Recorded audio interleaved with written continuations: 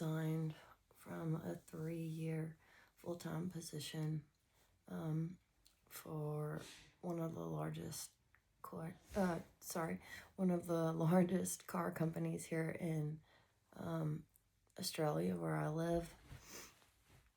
Well, I had to resign on January 30th after constant written warnings, all directly or indirectly related to my disability. Hi, kitty. This isn't the first time in my life that my disability has affected my employment, but only really started after I developed fibromyalgia about 10 years ago. I have an MBA. I've worked for some of the largest companies in the world, in America, Australia, and the world before.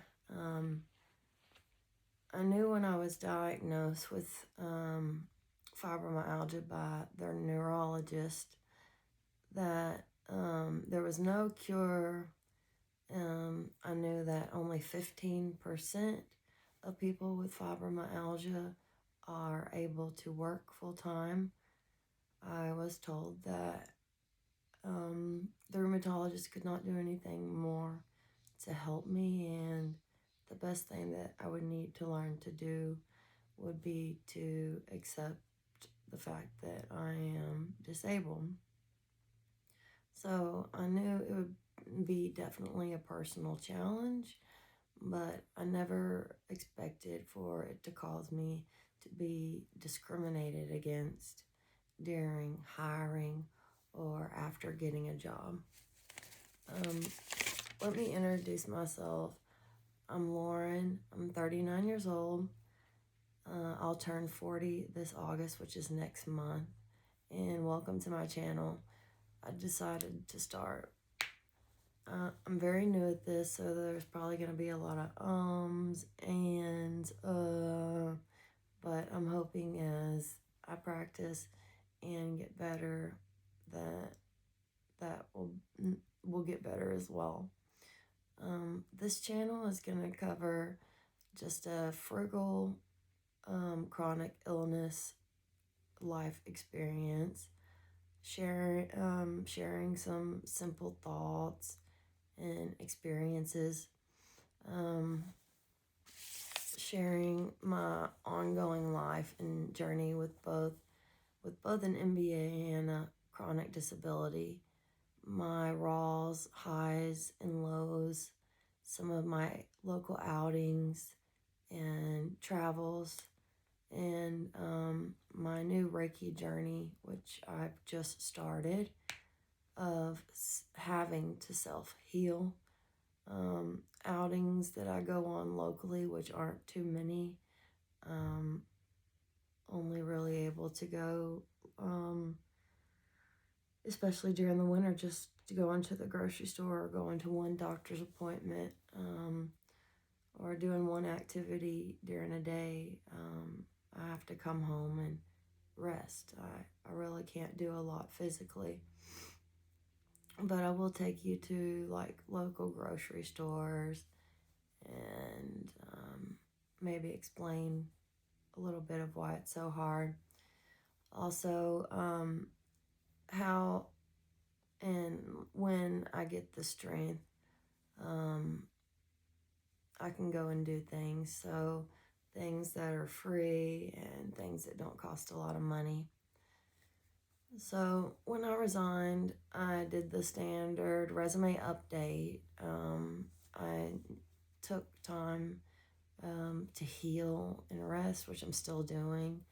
I sent out a ton of resumes, 15 to 20 a day.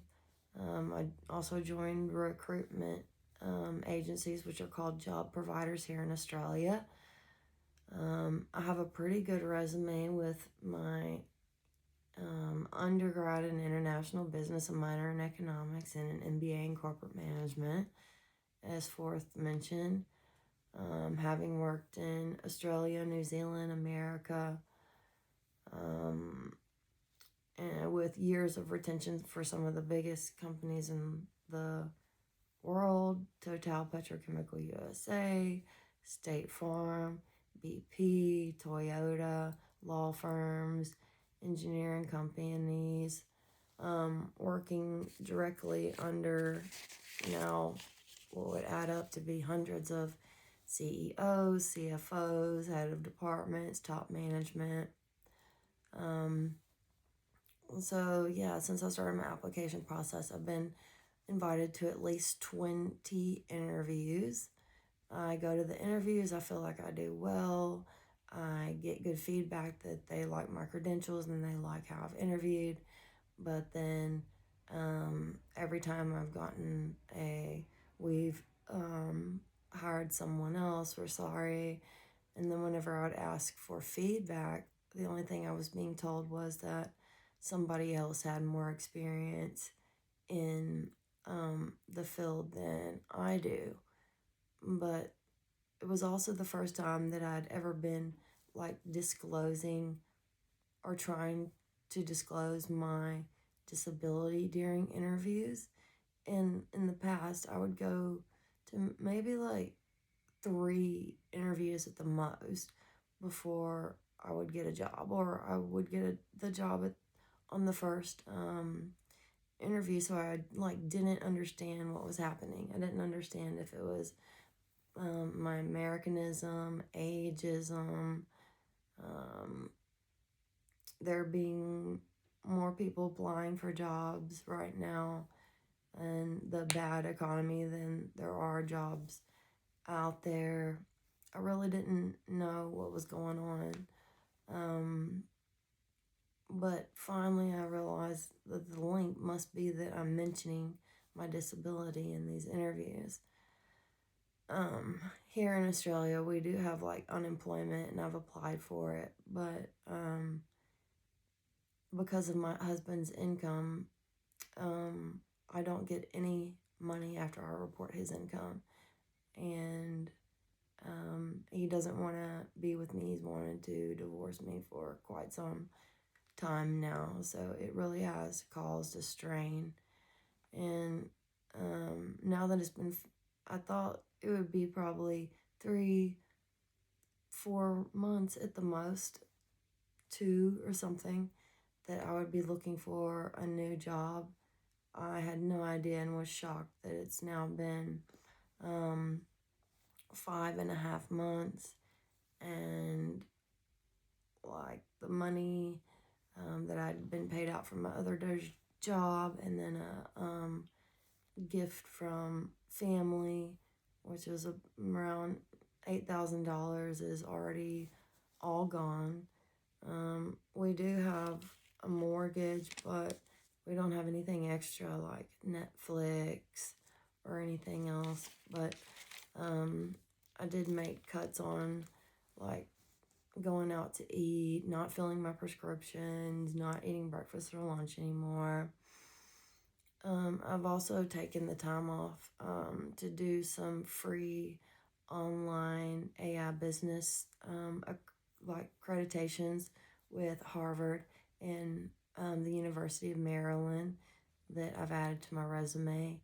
And I was able to complete my Reiki level 1 course during this time off, and which so that I could begin self-healing daily. But yeah, I wasn't expecting it to be this long. But I also didn't want to go back into the car or the oil and gas industry. Finally, I started asking AI how to deal with disclosing and when to disclose my disability. And it said that I didn't need to until I'd gotten a job offer. And as soon as I switched to that, which was like a week or something ago, I'm already now close to getting a job offer. But I also knew that I needed like a remote or a hybrid job that would be physically sustainable for me and how I need to stay healthy. Um, so, yeah, I am just done with the regular corporate life. Um, I'm sure many of you are in the same boat and have felt like you're just done with that life. I've climbed the corporate ladder, I've bought a house, I've paid my dues. I've been working since 16, as many of you have, and I'm looking forward to this more balanced, quieter, taking care of myself part of my life. I don't think that our job should take up our whole life and all of our energy. Um, we've pushed through uh, pain, um, given it our all. Some of us have been able to buy a house and have kids. It was a lot that finally made me resign from my 3-year position, and I was absolutely terrified. Where will I fit in? I don't know anyone here to job network. Will anyone hire me with my disability? Having to reprove myself. Yeah, will I ever find a place that I can love to retire? What industry, you know? But also, I knew more about myself. Um, Not needing others' validation, learning about illusions and companies and people, more clarity about my life, my abilities, my limits, the type of life I want to live. And I don't know, I've really enjoyed this time off to be able to heal, and I really needed it. Um, yeah, I look at retirement as like the end of slavery, the freedom finish line. It's the time when we're supposed to enjoy all the things that we put off, travel more, sleep in, not feel guilty, do what really sings to our heart, travel the world. I've also watched so many of my loved ones and people that I know in my parents' generation um, get to the age of retirement, and because them and their employers have pushed them and their bodies and nerves so far by the end of retirement, their bodies are broken, they've got cancer, they're dying, they're not able to travel, they're not able to have a retirement. Some of us have put all of our hobbies and self-care aside because we've been so busy working. So I see this as a critical pivot in my life.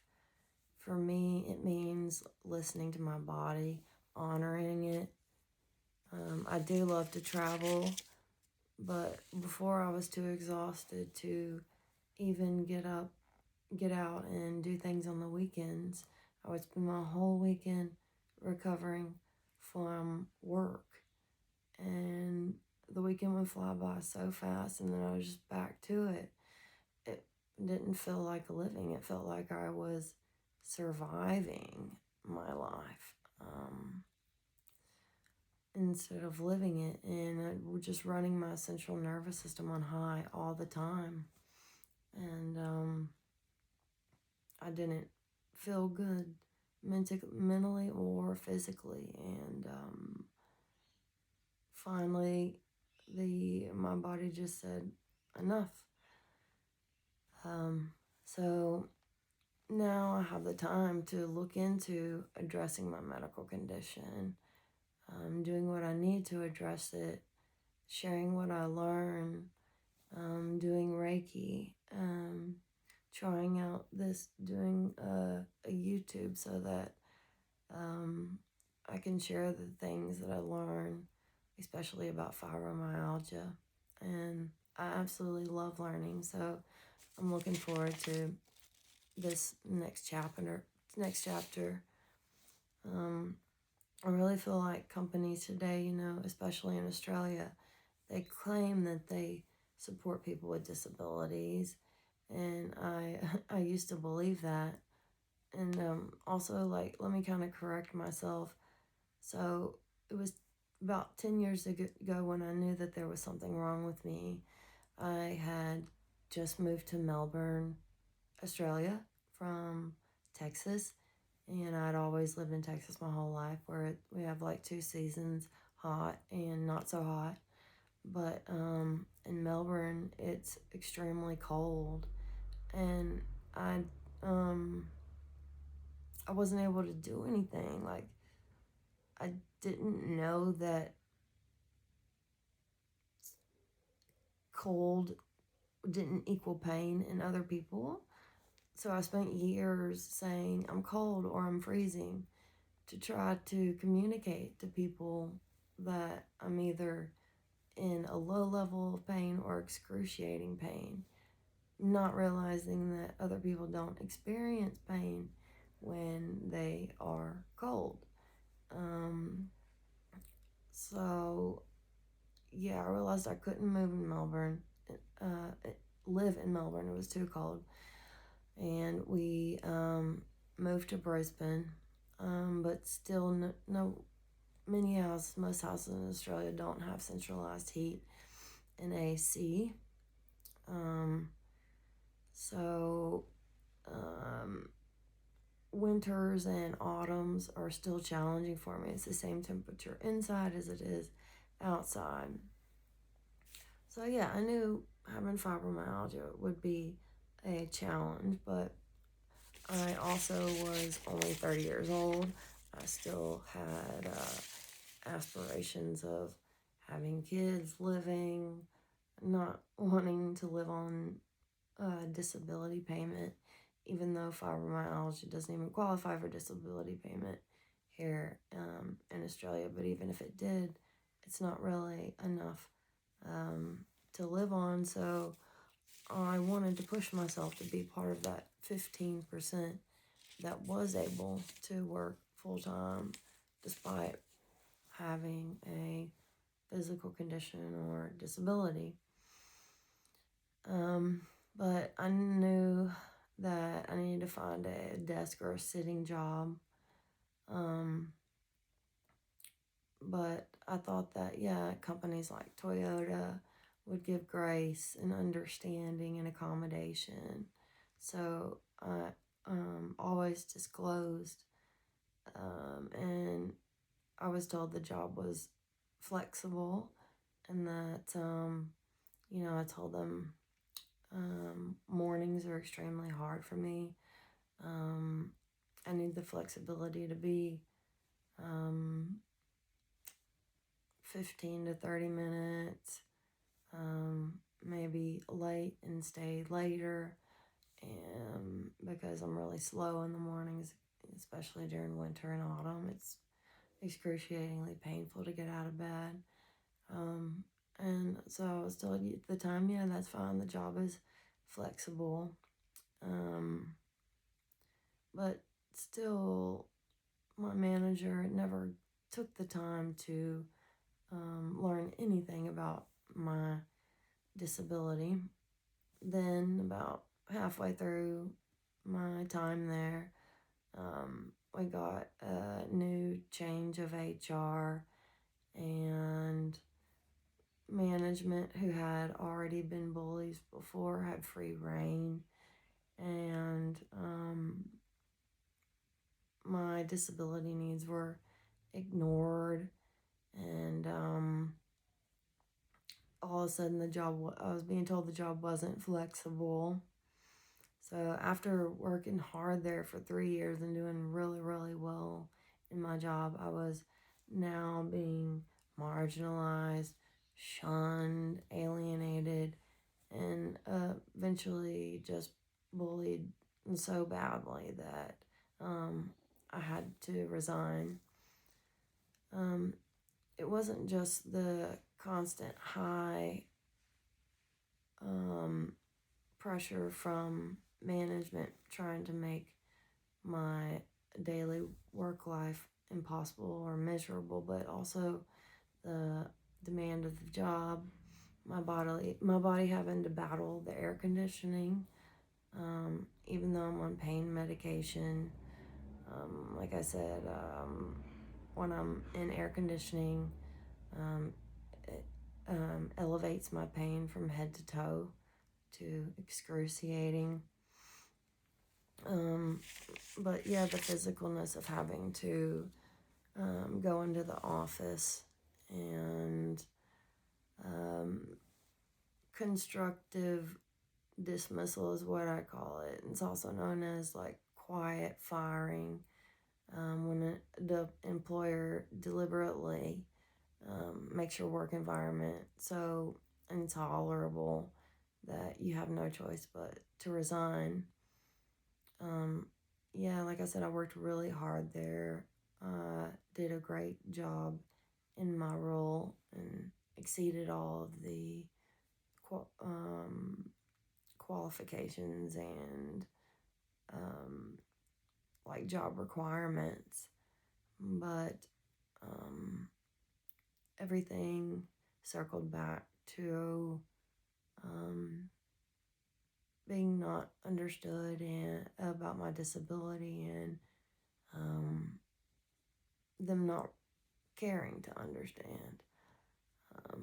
So yeah, if you feel like you're behind, you're not. If you feel like you're alone, you're not. I'm sure there's quite a few of us out there,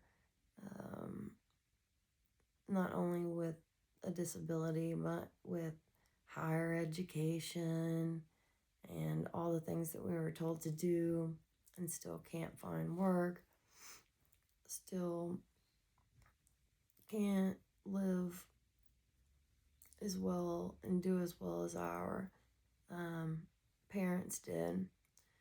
And yeah, it wasn't as much income as I expected after college and what we were told that we would make whenever we got these degrees.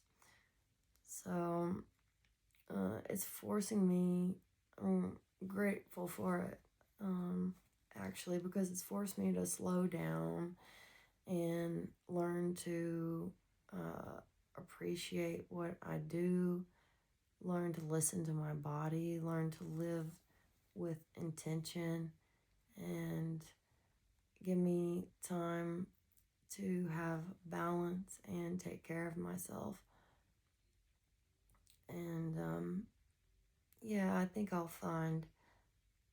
hopefully find another job soon. But what I truly want to do is complete my Reiki Master course and wade into having my own healing practice and doing what I feel is my purpose rather than being an employee for a company that at the end of the day will get rid of you at any second.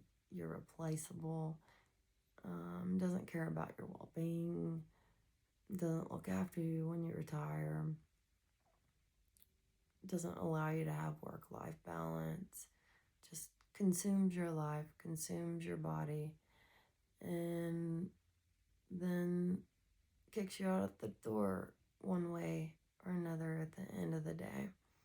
So I hope some of this will resonate with you, and I hope we can create a community here of like-minded people in the same boat where we can share our experiences. And I hope you'll come along with me for my new journey. So in closing,